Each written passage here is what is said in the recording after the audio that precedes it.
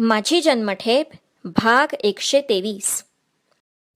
हा भाग श्री रमेश डांगे बडोदे यांनी आपला नातू ऋतम अमोल डांगे याच्या स्मरणार्थ प्रायोजित केला आहे. खरी गोष्ट ही होती की बारीचा स्वभावच दुरंगी होता. त्यास आदर वाटे, दयाही त्याच्या हृदयात अगदी नव्हतीच असे नसे, पण जन्म कठोर व्यवसायात आणि लुच्च्यांशी अंशतः अपरिहार्य लुच्चेपणाने वागण्यात गेल्याने त्याच्या त्या उदार भावनेतही अनुदार वृत्तींचा थोडासा बिंदू चुकून माकून पडल्या वाचून राहत नसे. त्याच्या कुटुंबातील आणि इष्टमित्रातील मंडळी आमच्या इंग्रजी कविता वाचीत. आमचे पूर्वचरित्र औत्सुक्य आणि प्रशंसेने ऐकत आणि एकंदरीत आमच्याकडे आदराने पाहात. त्यांच्या विनंतीवरून आम्ही त्यांना काही इंग्रजी कविता लिहून दिल्या होत्या. एक दिवसाचा निरपेक्ष दयाभाव.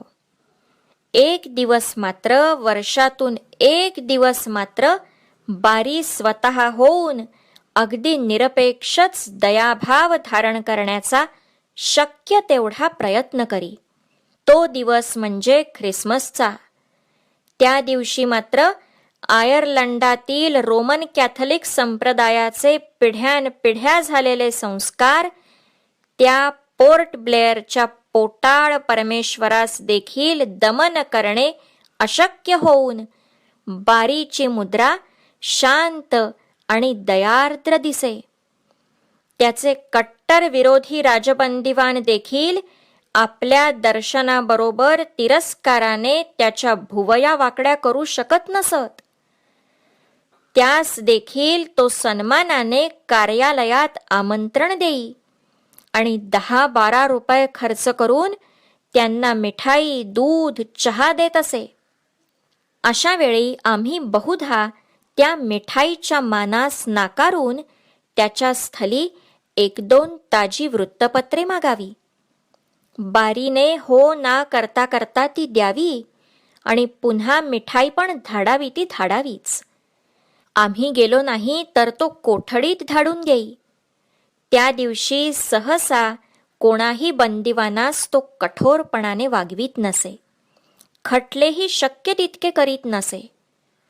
बारीसारख्या व्यावसायिक क्रूरतेने निर्ढावलेल्या मनुष्यासही एक दिवस तरी वर्षातून इतका सौम्य आणि सहृदय ज्या उपदेशाने किंवा रूढीने केले, त्या प्रेषित येशूचा उपदेश किंवा ती कॅथलिक रूढी अगदीच विफळ झाली असे म्हणता यायचे नाही. आम्हा हिंदुस्थानी राजबंदीवानांसही येशू ख्रिस्ताच्या उपदेशाचा काही लाभ झालाच तर. असा विनोदी विचार त्या दिवशी माझ्या मनात हटकून येई आणि त्याविषयी त्या प्रमाणात कृतज्ञता पण वाटे. बारीच्या सौजन्याप्रमाणेच त्याचे स्वभावातील चाणाक्षपणही निर्भेळ नव्हते. जसे त्याचे सौजन्यही किंचित वक्र असे, तसे त्याचे चाणाक्षपणही मूर्ख असे.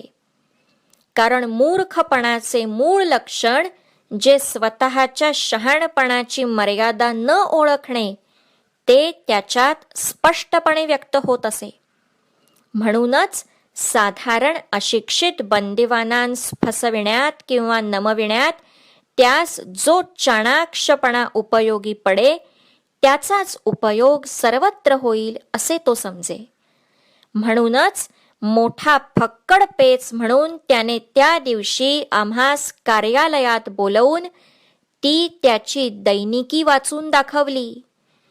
तिच्यामुळे आमच्या विरुद्ध खरोखरीच बारी काय लिहित आला आणि वरिष्ठांकडे प्रतिवृत्ते धाडित आला ते आम्हास स्वतः वाचायला मिळाले.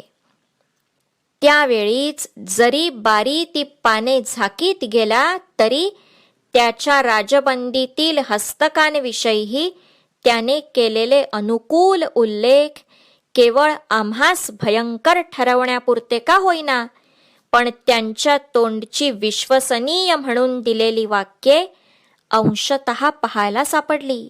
हे आमचे अनायासेच काम झाले. त्यास पाहिजे ते दाखवल्यावर बारी अगदी महत्वाच्या मुद्रेने म्हणाला, पाहिलीत नाही माझी डायरी? आमच्या विरुद्ध लिहिलेल्या त्या लिखाणाचा तिरस्कारपूर्ण उपहास करीत आम्ही म्हणालो, ते काय विचारावे? मागे त्या रोमच्या सीझरने ठेवली होती ती दैनिकी नि ह्या गावंढळ सीझरचीही. डायऱ्या दैनिक्या अशा जगात ह्या दोनच. दोन्हीही पाहण्याचे भाग्य मला लाभले खरे.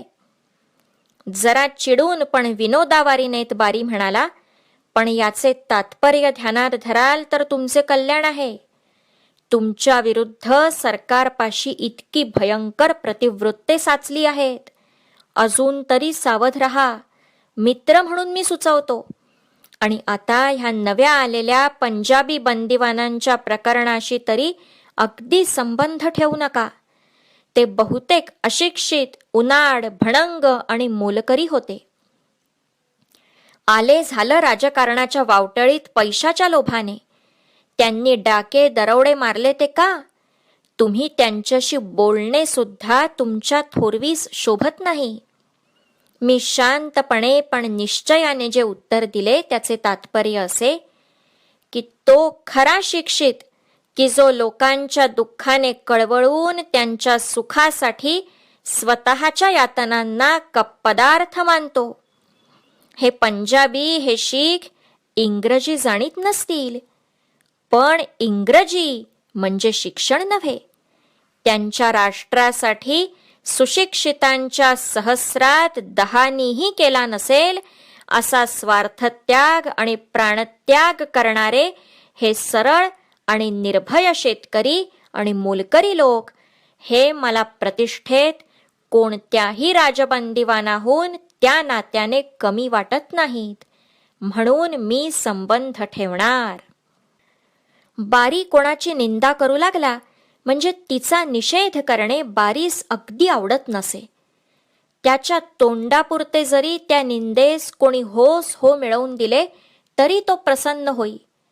पण हे माहीत असूनही आम्हास त्या पंजाबी शूर आणि प्रामाणिक स्वबांधवांची निंदा ऐकणे केवळ पापास्पद वाटून आम्हास त्यांचे समर्थन केल्या वाचून राहवलेच नाही. त्यामुळे बारी चिडला.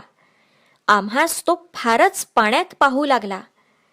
पण प्रत्यक्ष कोणाच्याही भयंकर खटल्यात धरण्यास त्याला आम्ही संधीच देत नसू म्हणून तो नुसती चडफड करीत बरेच दिवस राहिला.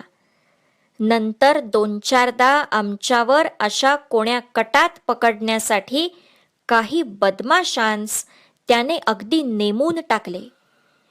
ही फूस मिळताच ह्या बदमाशांचे आम्हावर किटाळ रचण्याचे प्रयत्न वारंवार होत राहिले. 1-2च उदाहरणे देऊ. एकदा तेथील एका ख्रिश्चन बदमाशाने आमच्या चाळीतील मुरीत एक सुरी लपवून ठेवली आणि आम्ही ती कोण्यातरी अधिकाऱ्यास मारण्यासाठी आणविली अशी साक्ष देण्यास दुसऱ्या एका अशाच उलाढालीत पटाईत असणाऱ्या हिंदू बदमाशास सांगू लागला. सुदैवाने आमचे नाव त्या हिंदू बंदिवानास हिंदू संघटनांचे आमचे प्रयत्न आवडून प्रिय झालेले होते. त्याने होस हो मिळवून आम्हास ती बातमी सांगितली. आम्ही तो कट बारीस कळवला आणि जर त्याची चौकशी न केली तर वरिष्ठ अधिकाऱ्यास सांगू म्हणून 2 राजबंदीवानांसमोर सांगितले. अर्थातच स्वारी नरमली आणि ते प्रकरण अंगाशी न येताच आम्ही बचावलो. लेखक स्वातंत्र्यवीर सावरकर. वाचन गीता चारुचंद्र उपासनी. सावरकर वाङ्मयाधिकार श्री सात्यकी अशोक सावरकर.